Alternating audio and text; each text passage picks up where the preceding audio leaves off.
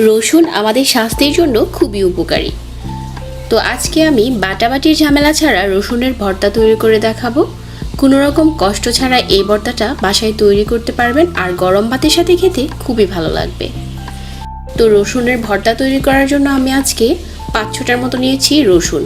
আর বড় রসুনটা নিলে ভর্তাটা সব থেকে বেশি ভালো হয় আর রসুনের খোসাটা ছাড়াতেও অনেক সহজ হয়। আমি এখানে কয়েকটা রসুন এরকম করে আলগা করে নিয়েছি, তারপর একটা কৌটোতে নিয়ে নিচ্ছি।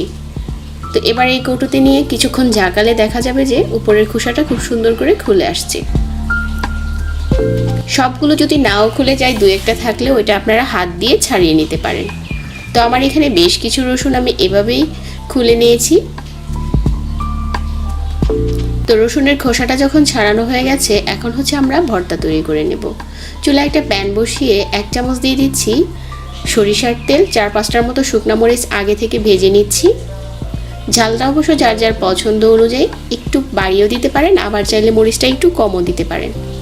মরিচটা যখন ভাজা হয়ে গেছে, একই প্যানে আমি দিয়ে দিচ্ছি রসুনগুলো আর আবারও 1 চামচ তেল দিয়ে দিলাম। রসুনগুলো দিয়ে ঢাকনা দিয়ে ঢেকে ভেজে নিতে হবে কিছুক্ষণ, আর মাঝে মাঝে নেড়ে দিতে হবে। এখানে রসুনটা এভাবে করে ভাজতে হবে যাতে ভাজতে ভাজতে রসুনগুলো সিদ্ধ হয়ে যায়, আর অবশ্যই ঢাকনা দিয়ে ঢেকে ভাজতে হবে। তো আমার এখানে রসুনটা ভাজা হয়ে গেছে। তারপর আরও অল্প একটু তেল দিয়ে 1 চামচ দিয়ে দিচ্ছি কালো জিরা, 2টার মতো দিয়ে দিলাম পেঁয়াজ কুচি। কালো জিরা আর পেঁয়াজ কুচিটা কিছুক্ষণ ভেজে নিতে হবে। ভাজার পর যখন পেঁয়াজের কালারটা চেঞ্জ হয়ে যাবে, তারপর চুলা থেকে নামিয়ে নিতে হবে। ভর্তা তৈরি করতে চলে আসলাম। 4টার মতো নিয়েছি শুকনা মরিচ, পরিমাণ মতো লবণ দিয়ে প্রথমে আমি শুকনা মরিচটা ভেঙে নিচ্ছি। খুব মিহি করে ভাঙতে হবে। তারপর নিয়ে নিচ্ছি ভেজে নেওয়া পেঁয়াজ, আর এখানে দিয়ে দিচ্ছি আগে থেকে ভেজে নেওয়া রসুনগুলো। এখন এই রসুনগুলো হাত দিয়ে টিপে খুব সুন্দর করে ভেঙে যাচ্ছে। রসুনটা কিন্তু ভাজার সময় অবশ্যই ঢাকনা দিয়ে ঢেকে ভাজতে হবে, কারণ এগুলো বড় রসুন, সিদ্ধ হতে সময় লাগে।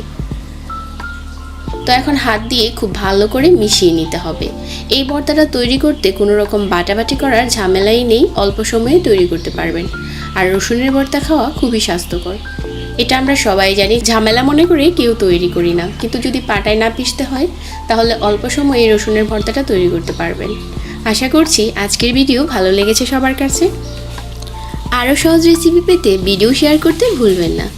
সবাইকে অনেক ধন্যবাদ জানিয়ে আজকে বিদায় নিচ্ছি। আল্লাহ হাফেজ।